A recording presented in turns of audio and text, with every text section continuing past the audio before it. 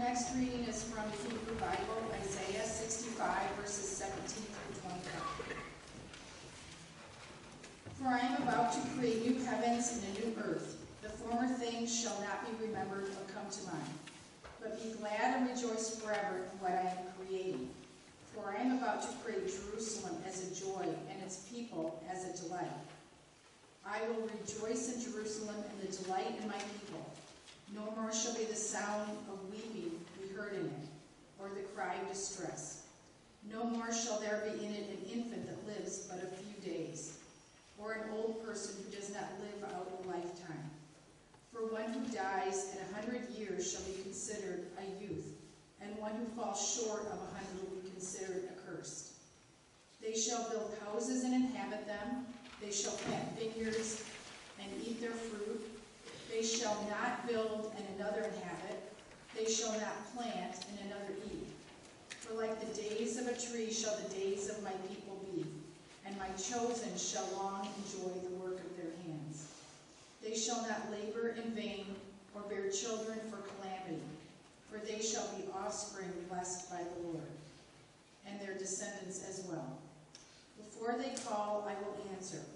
While they are yet speaking, I will hear. The wolf and the lamb shall feed together.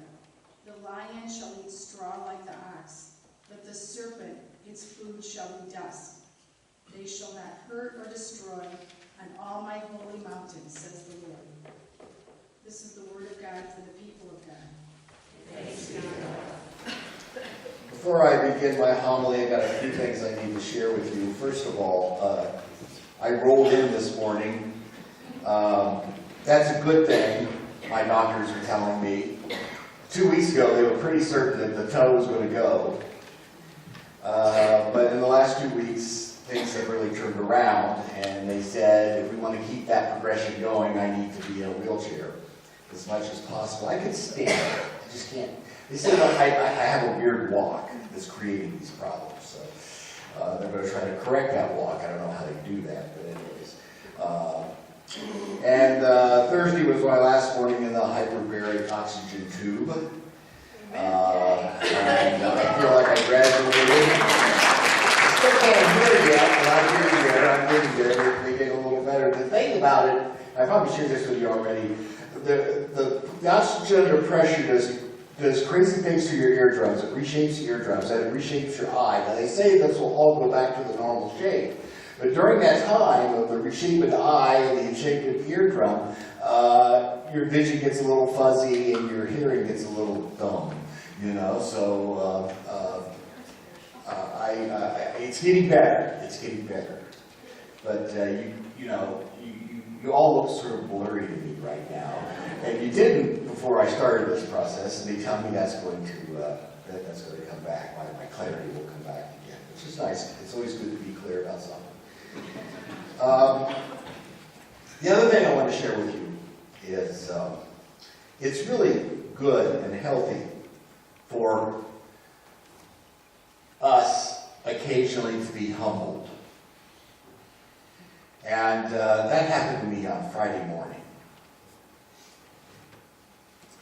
Y'all know that Thelma Whitehead passed away, and her service of death and resurrection was Friday morning, and it was just a glorious celebration. It really was. I mean, some funerals, you know, we Christians have this crazy way of dealing with death. You know, on one hand, we tell people, own your grief, confess it, don't fight it, go there. If you try to stuff it down or act like it doesn't exist, it's going to come back and get you in some way. So, you know, when we do funerals, we talk a lot about grief, and there's the crying, and there's the tears, and that sense of emptiness. And then on the other hand, we Christians talk about joy and celebration, because there is this destiny that we get to share in. And once in a while, you have a person who you remember who just sort of got that. Lots of times we do. You know, not just once in a while, but lots of times. But Thelma really had this nice, quiet, gentle way about her. And everybody loved her, everybody adored her. And so Friday morning celebration was a celebration. We remembered her in very, very many ways, and joyful ways. And after the service, as does happen from time to time, people will come up to me and they will say, "That was a very nice service, thank you. That was a very nice service, thank you." Or, "What you said in the homily was really helpful, thank you." And I got a bunch of those accolades after film the service. And then we go out to the cemetery at Fort Meigs, the historic Fort Meigs, and we've taken the casket to her final resting place, and people were gathering around, and a lady walked up to me, and she took my hand and she said, "Oh, Reverend, that was so lovely." And then a man standing next to her leaned over to me and he said, "Well, it's pretty easy when you got good material." And we did, that was great material, And of course, St. John's pretty good material too, John 14 and the 23rd Psalm. And, the family did this wonderful job of picking hymns. They picked 4 hymns. Bella was in the choir for many years. Of course, Kathy's in the choir. And when I went to go meet with the family, they had a little hymnal out and they were singing those hymns. It was just so nice. It was just so nice. And so, really did have great material. I was humbled in a very, very good way, I think, on Friday morning.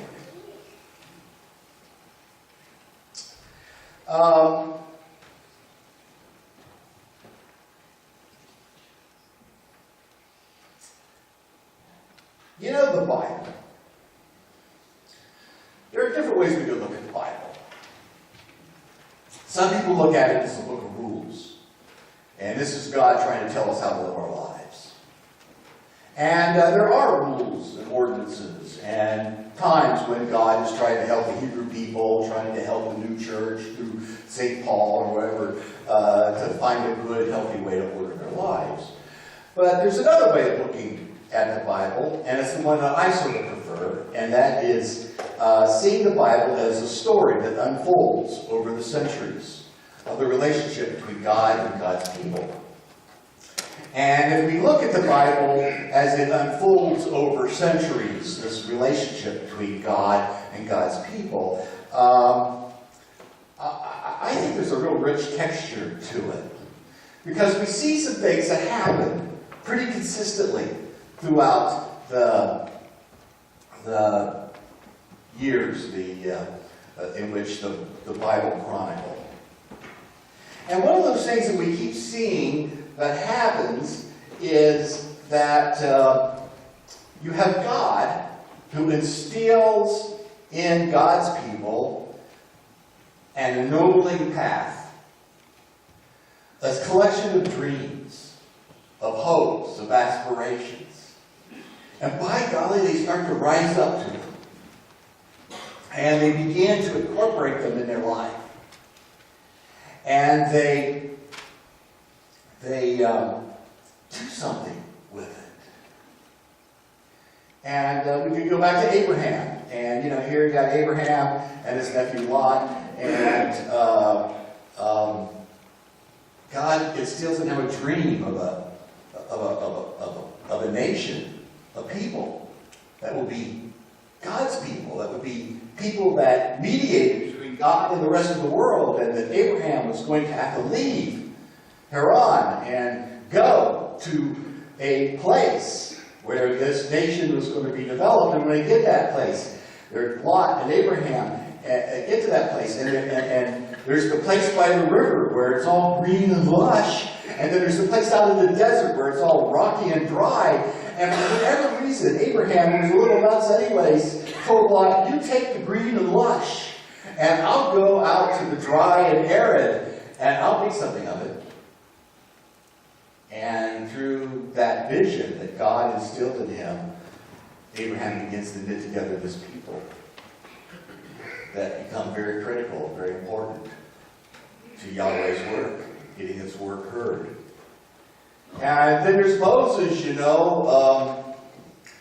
Moses is bright, intelligent, articulate guy, gets himself in trouble, he escapes slavery, and then one day he's out there and minding his sheep, and there's this bush that's afire, but it's not being consumed. And all of a sudden you get this argument between Yahweh and Moses, and Yahweh says, this is what you're going to do, and Moses says, no, I'm not. And Moses raises 4 objections, and Yahweh stands firm, and by the end of that conversation, Moses has this sense of vision of going back to Egypt and liberating a people who have been beaten and oppressed and denied in so many ways. And he does it. And not only does he does it, but he manages to inspire the people to do it. And they go to their freedom. And then once they get out of the wilderness, you get these moments where, you know, they're not so ennobling anymore. And, you know. And there's times when Moses says to Yahweh, you know, I can't deal with these people anymore. I'm out.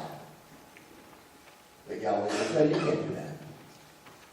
And there are times when Yahweh says, I can't deal with those people anymore. They're out. And Moses says, you can't do that. And you get this sort of negotiation going on between Yahweh and Moses. And what comes out of that is this nation. The restoration of the Hebrew nation.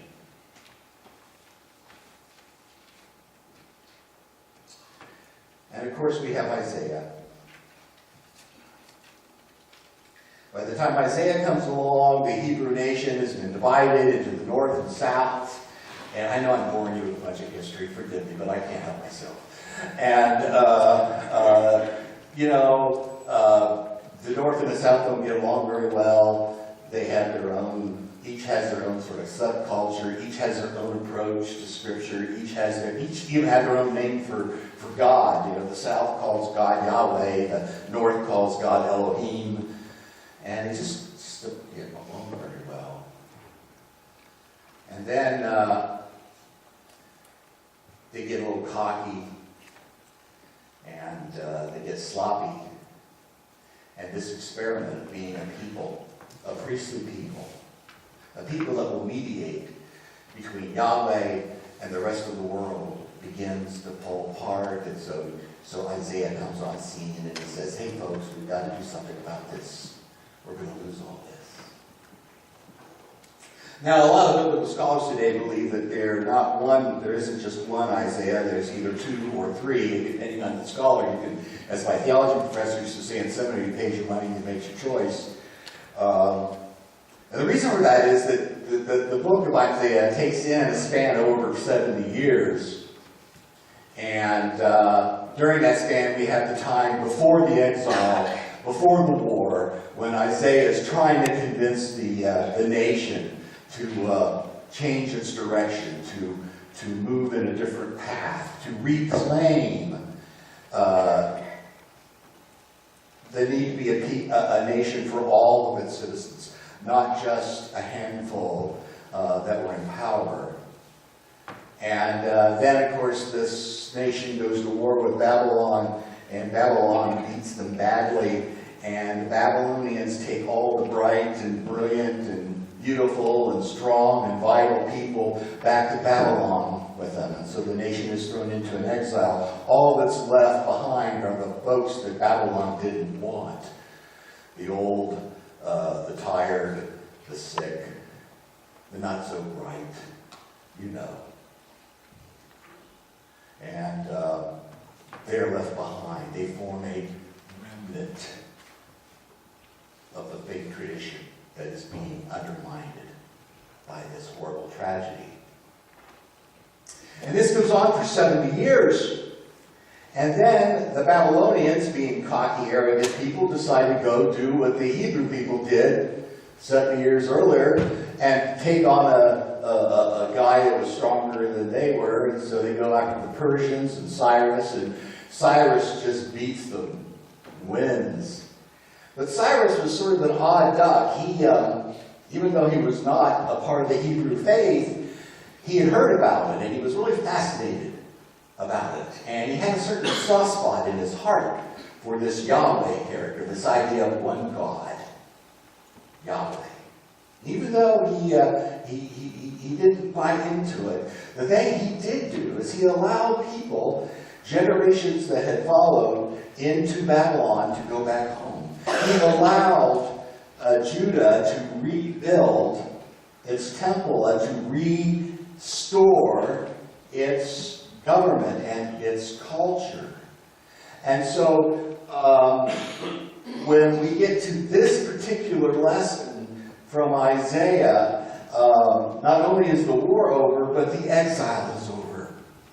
And so you've got these people, generations of people trickling back, people that were born and raised in Babylon, but only had the memory that was instilled in them by their parents or grandparents or great-grandparents about this whole concept, this whole idea, this whole dream of being a people. And some of them begin to matriculate back to Judah. And you get this really collection of people now. How do you start over? How do you begin again? How do you build anew? How do you do this? How do you envision your future in light of what has happened? You know? And the interesting thing about it is that when people started to matriculate back, there was no one vision. You have a vision as articulated by Isaiah's people, which we hear in the lesson today, and if we go ahead and read other parts of Isaiah, it's very clear. And that vision is that this new Israel, this new Judah, this new beginning should be a place where arms are wide open and everyone is welcomed, regardless of what happened back in Babylon. It was sort of his version of what happens in Babylon stays in Babylon. And then you have this other group of people that sort of gathered around Ezekiel. You know, Ezekiel, the other prophet. And they had an entirely different vision about this new Israel, this new Judah, this new restoration. And their vision was that, no, we need to be selective. We only need to let the right people back. The people that, when they went to Babylon, never, ever, ever, ever made peace with the culture. People that never married a Babylonian. People that didn't buy property in Babylon. Because you got to remember, we've got 70 years here. We've got several generations going. People get settled where they are, and you start buying property and, you know, doing what people do when you live somewhere. And they wanted a purity and a righteousness, and only those should be acceptable. Only those should be acceptable. And so in the early days of the post-exile era, the war going on now with this new country trying to restart itself is negotiating between two different visions. One, a vision of a nation that has its arms wide open. The other, a vision of a nation that is very specific and very precise as to who they want in. And the fact that the people who put our Hebrew Bible together includes both those visions and both those characters and both of those traditions, we are charged as children of faith to sort of wrestle with that.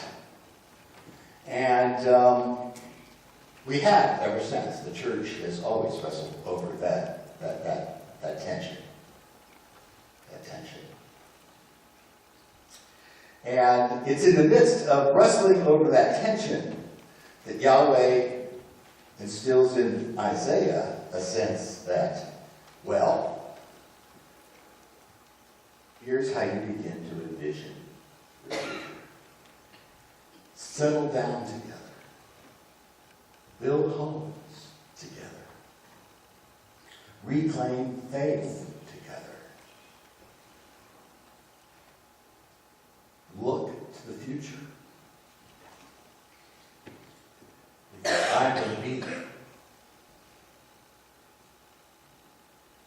And we know from history that this tension between arms wide open Isaiahs and just a minute, we need to decide who's going to come in and who isn't from Ezekiel, eventually gets worked out somehow.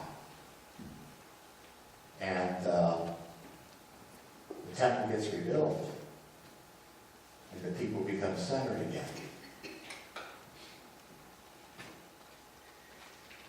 And like they do every other time in the biblical story, they will get comfortable and cozy and cocky, and then they will lose sight of the vision. And so here, the whole thing starts over again. And the next chapter of that we'll be talking about next month in Advent. And how God's promise will reinstill in God's people a sense of hope. It just seems to be our story. We do ennobling things and then we do disennobling things. We get it right and we get it wrong. We do remarkable acts of grace and incredibly crass activities that appall. And we're always living between that. And we're always finding ourselves at a place where we have to stop and think and re-envision. And throughout the Bible, Yahweh is always there to help the people along when they get to that place. And as a result, no matter how intense the divisions might be, and no matter how beaten some may feel, and how perplexed some may feel, God's faithfulness lets the people with God knit a new part of the story.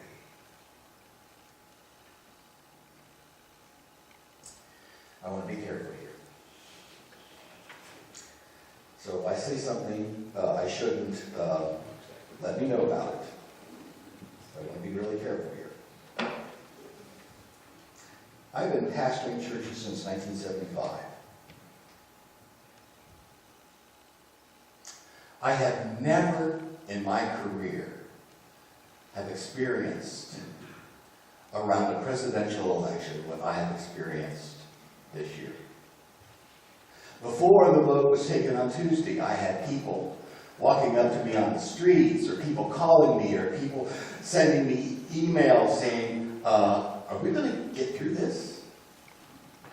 Are we going to get through this? This is unprecedented.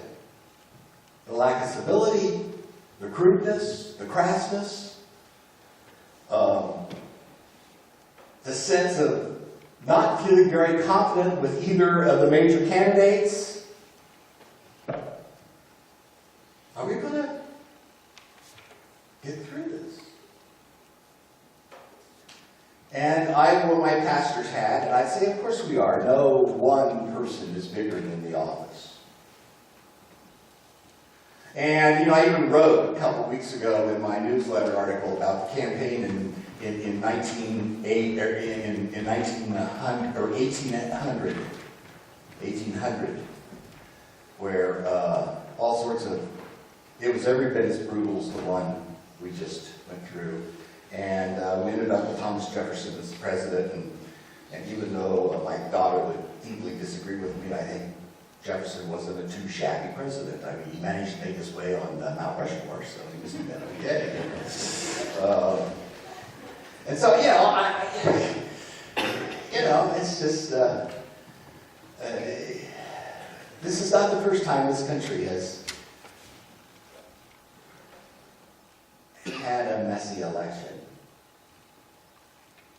But this is the first time where I think people felt a sense of Well, the way I always like to say it, after I watch the debates, or if I watch something, I say, I feel like I need to get in the shower, you know. It's just been brutal.